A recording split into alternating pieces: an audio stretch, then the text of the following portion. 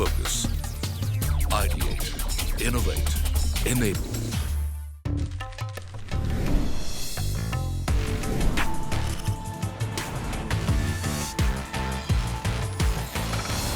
DBS presents CNBC-TV18 India-Singapore Connect. Hello and welcome to the CNBC-TV18 special in partnership with DBS, where we're talking about the India-Singapore Connect and the potential for both sides to amplify the relationship. To talk to us about the areas of opportunity, what the future holds, whether this is going to be an Asian century or not, and how we can reimagine it, is Piyush Gupta of DBS. Piyush, always a pleasure. Many thanks for joining us on CNBC. I want to talk to you about one of the big developments and something that India is particularly hopeful of, the GIFT City, and DBS has of course set up a center there at the GIFT City, and I know that the target for the first year was building $1 billion book, and you've already exceeded that. So what's the outlook as far as GIFT City in specific is concerned, and how do you see that playing out for you? I think what India has done with GIFT City is unusual and has the prospects of actually being quite successful. And what's unusual about it is, in addition to the normal stuff of creating tax incentives and creating an offshore center in the place, they're linking it to a technology center. And that's unusual. In our own case right now, the tech portion has yet to kick in. Now, even on the finance side, the ability to be able to book financing capital and raise capital in GIFT City has been actually quite good. And what you said is correct. It's exceeded all our expectations in terms of the book that we've been able to build. But as India is now starting to think about being able to use that as a wealth center opportunity. Just yesterday, they rationalized into what kind of foreign currency accounts residents can open in GIFT City. So you can use LRS now in GIFT City. You can open a foreign currency account. Right. You can use it to pay a bunch of things. I think that's going to catalyze a second opportunity, which is the wealth management opportunity coming out of GIFT City. Now, that's again a very big business for us, and we're looking to see how we can leverage that as well. So yeah, I'm quite bullish. Speaking of being bullish, and I want to go back to the issue around FDI, and the Indian government has put certain policies in place, the production-linked incentive schemes to draw in foreign direct investment as well as to boost domestic manufacturing. But there's also a fair degree of competition from the Vietnams and the Indonesias and the Thailands at this point in time. Given the de-risking of supply chain and the diversification that's underway, do you believe that more needs to be done? How do you assess what has happened on this front, and what do you believe it could lead to in terms of incremental FDI from here on? I actually think that all the steps that have been put in place so far have actually been quite good. In all my 4 decades of banking, India has never been able to crack the manufacturing story. Now, for the first time, I'm beginning to see our clients are voting with their feet. They think that the possibilities are real. So when we talk to our clients, not just the East Asia clients, but also the Western multinationals, many of them are beginning to find India very credible as a destination. India can do everything.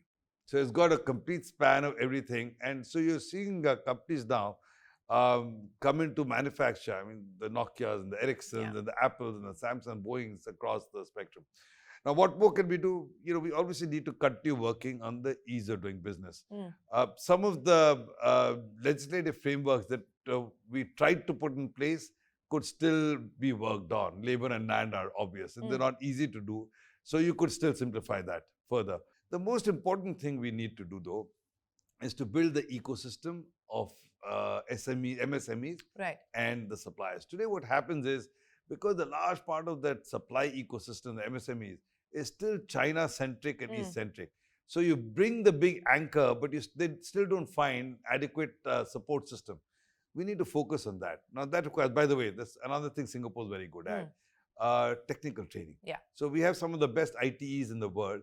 So to start doing technical training and facilitate and catalyze an ecosystem of SMEs across different sectors and subsectors, that's something that I think we should focus very hard on. Well, speaking about, this partnership as well as the headroom for potential growth from here on, you've already given us an indication of the kind of money that's coming in and across the different sectors that it's coming in. But where do you believe we're going to see a disproportionate amount of that capital being deployed? Which are the sectors, and what is the kind of headroom for growth that you see in terms of the inflow of capital specifically from Singapore? Well, The way to think about it, Srini, there's some sectors which are more capital intensive. And so you need to bring in more capital. That doesn't necessarily reflect the nature of the activity. So we talked about education or skill development. I think Singapore can participate actively in building IT skill development, but it doesn't require a lot of money. Right. It requires intellectual property and so on and so forth, right? The sectors which are capital intensive are infrastructure, the renewables complex, the EV complex. These are all sectors which are attractive to Singapore, and they require deep pockets. You've got to be able to put in significant billions of dollars into those sectors. I think you'll see a lot of capital come into those sectors. Today, some of the biggest investors in property, commercial, logistics, warehouse, are the Singaporean companies. The large GIC's portfolio in India of this thing is quite substantial. And there are many more. One of my clients, a mid-sized client, has now got 80 warehouses all over India doing cold storage and regular storage. So I think it can span across multiple dimensions. Singapore's total capacity to invest is substantial. We have, as I mentioned, we have a small country, but a lot of reserves. And every year, we're a capital surplus country, so we're generating and adding to the reserves. The allocation of that, recently, I think Temasek in their last annual report last week, I think they indicated that their allocation geographically to the US is about 27%, to India is 7%.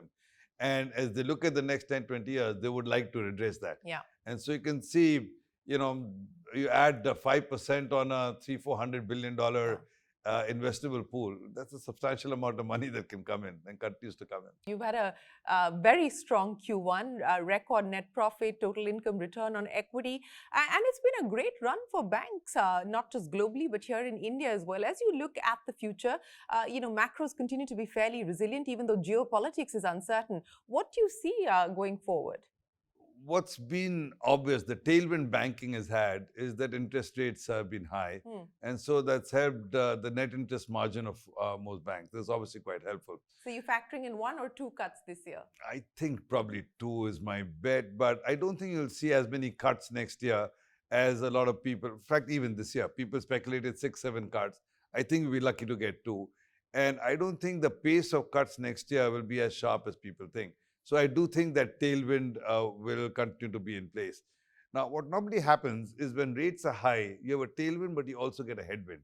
And the headwind shows up through the asset quality because you have stress in the system at high interest rates. The MSMEs can't pay, the consumer starts getting into trouble, and so your cost of credit should be going up at the same time. What's been remarkable in this cycle is that the cost of credit has been amazingly low for around the world. And it's quite inexplicable. It's in country after country, neither the consumer is showing stress, nor is the corporate sector showing stress, other than pockets. But generally speaking, it's been very robust. So no concerns on the unsecured side of the business? So far, you're not seeing it. Delinquencies are not going up. I mean, they're going up, but not materially. So, and MSME, which is where you should see the shoe drop quickest, has been very resilient. So the belief for a couple of years was it was all the fiscal duress of the government. People had pumped in a lot of money. My own view now is partly driven by the amount of money that got printed. So there is just a lot of liquidity sloshing around in the world, which has created a cushion around banking sector credit. And so I think that if that continues to stay in place, that would be good. I just worry that if rates stay higher for longer, sooner or later you might start seeing cracks develop on that side of the equation. So if that happens, then banks will start having to be a lot more thoughtful about the credit extension. You talked about geopolitics. It is a challenge and it is not, because my own view is the global economy is just so tightly coupled and integrated at this point in time. It's hard to decouple. I think you'll find a multipolar world. There'll be a lot of strategic autonomy. India will do it, Brazil will do it, Saudi will do it, ASEAN will do it. So it won't be just a China-US story. And in that kind of world, there really is a big opportunity for players to be able to intermediate both trade flows and capital flows. So I think my outlook for the next 12, 18 months is actually quite constructive. Fight for deposits in India. Bankers are starting to feel that heat. Any indication on your front? This notion of disintermediation of the banking system for deposits is true, but it's not a new story. It's a 50-year-old story. In India, the stress right now is unusual because given the stage of development of the country, you should not be seeing so much shift. Some of it, I think, is not secular but cyclical. The stock markets have been doing so well that everybody wants to go in. I saw somewhere that the equity ownership of people in India has gone from 9% to 20%. I mean, that's mind-boggling. But, these things always have cycles. When your driver's wife starts telling you what stock to buy, this is what the Japanese call the Mrs. Watanabe moment, right? So you will see a cycle and then people will start recalibrating. But no, I mean, I'm not concerned that Indian banks are going to start running out of deposits. No. Well, time for us to head into a break here on the India-Singapore Connect, but we're back with more conversation with Piyush Gupta right after this.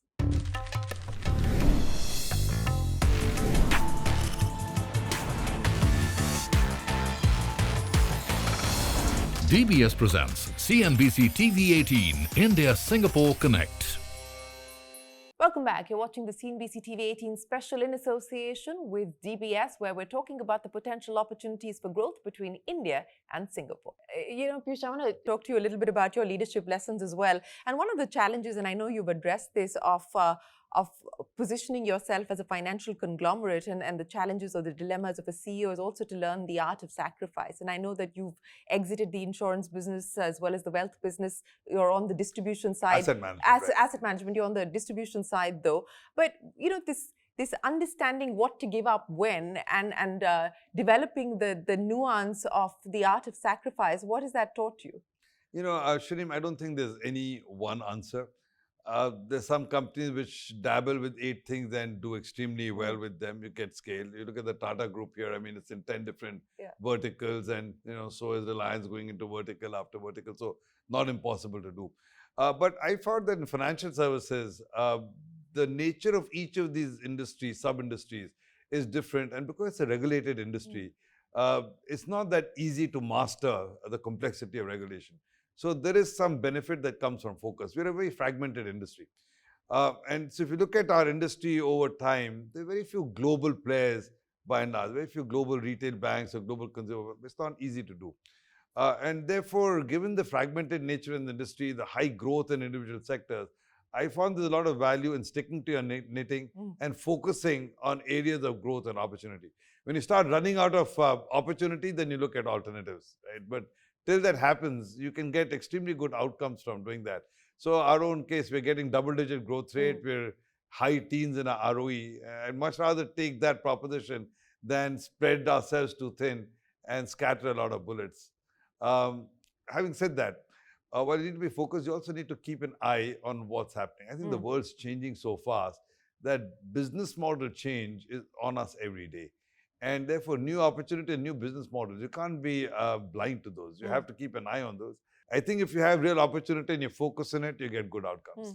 So what is the process for you to sort of distinguish between the noise and the signal? As you said, you're seeing transformation and change at such a rapid pace, whether it's business model or at the product side or the tech side. What is your process of coping with it? We actually have a quasi-structured process. We get together as a senior team twice a year, and we kick around the big things that are happening, and then we put them into 3 buckets. So bucket 1 is, have to. It's, you can't. So AI, ML, we talked about it. And we said, look, this is on us. We just have to make the investments, put the money required and the payoffs will come pretty quickly. The second category is have to at some time, but you could pace it. I put blockchain in that category. I think it will come. But the issue with blockchain is you need the exponential effects of a network. And building exponential networks is not overnight. And so you can afford to pace when you go in, you're going to have to do it. The third, 4 buckets. The third bucket is the ones where it's experimental. So it could happen. Then what we tend to do is put small amounts of money to experiment on a few things. So if it works, it's great. And if it doesn't work, you can sort of turn the... It doesn't break the bank. It doesn't break the bank. Well said. No pun intended. It doesn't break the bank. And then the 4th category, we say, forget it. This one's not ours. And you need a lot of discipline in category 4. We say, okay, we'll pass on this. But yeah, so we do this in quite a structured way a couple of times a year. And I want to talk to you about an individual level sort of coping mechanism as well. And I remember watching an interview of yours previously where you spoke about how you dealt with a significant setback in your 40s and how you learned to cope with that, and how you've now learned to address building communities around yourself as well as doing things that matter to you outside of work. How has that changed for you? What has that meant for you? Well, it goes back to actually exactly 40. I set up a .com in the first .com days with the Hindustan Times group, right? We created what's the basis of HT Online today. And the timing was bad, so it didn't work out. I went back to banking. But that setback taught me two or three things. One, on the positive, it changes your mindset to capacity to take risk, right? If you sort of scrape the bottom of the barrel, there's only one way from there, which is up, so you can view things differently. But it also teaches you a couple of things. I started finding time to meditate after that. And I found over the last 20, 25 years, this is really helpful. Do you do it every day? I do it every day. And I find that extremely helpful. In fact, I do it every day. The occasional days I don't do it, my people can make out because I'm a lot more agitated when I haven't meditated. So that is a life lesson that, you should be able to, you can actually build equanimity. Morning, night, or is there any specific I actually time? do both. Sometimes morning is more regular. Night, if I'm not being able to fall asleep, then I'll meditate for a bit, then I fall asleep. So that's helpful. But you talked about the two things. One is, see, at the end of the day, people talk about work-life balance. I don't think that's obvious because, to me, work is a part of life. However, I do believe that you need to be broad in your interests so you can actually, don't get overly consumed and subsumed by only a single dimension.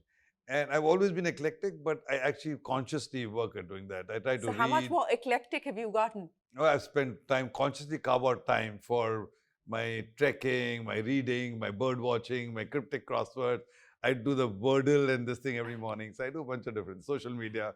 So I find time to do things other than banking. That's true. And that's been helpful. And the other thing is community. I think it really helps to stay in touch.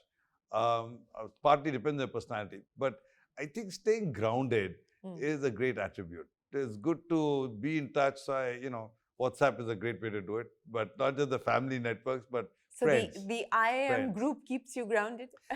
All three. We've got I studied in Delhi. So St. Stephen's College. And before that, St. Columbus. So I have a Columbus group, I have a Stevens group, I have an IIM group. I have all three groups.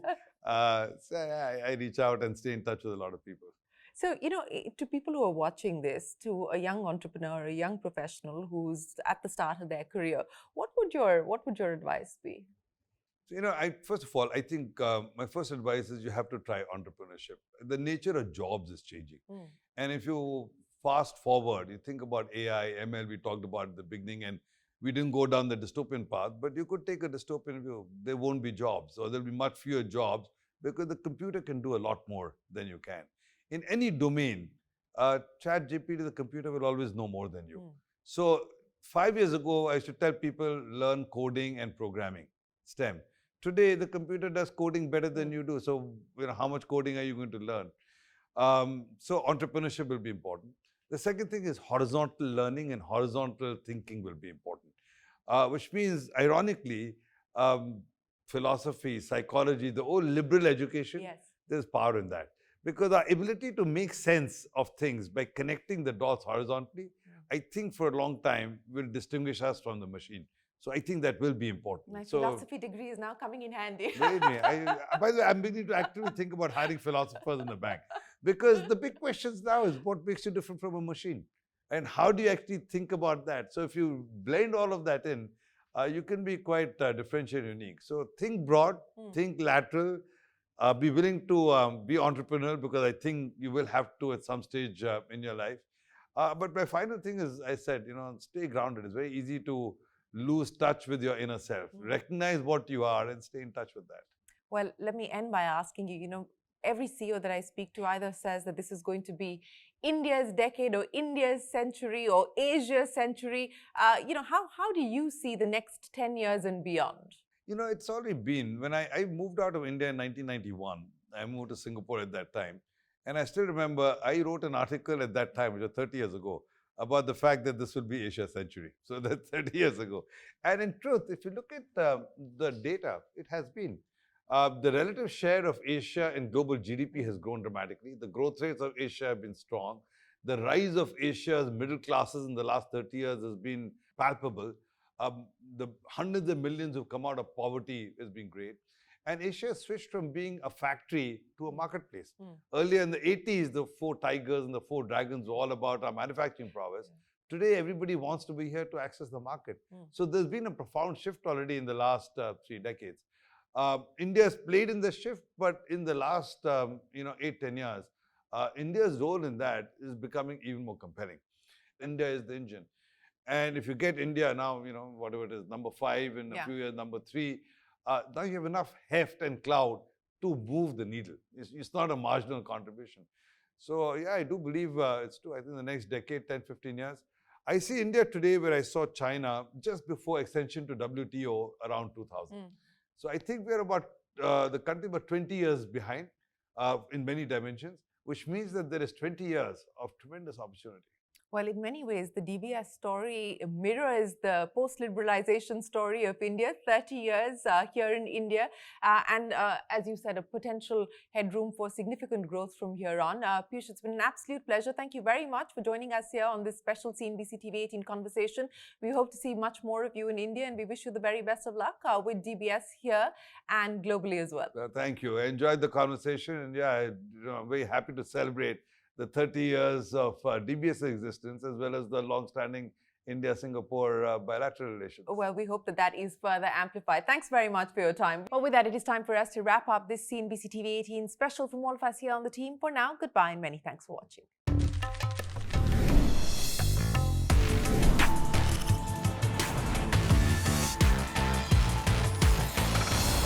DBS presents CNBC-TV18 India-Singapore Connect.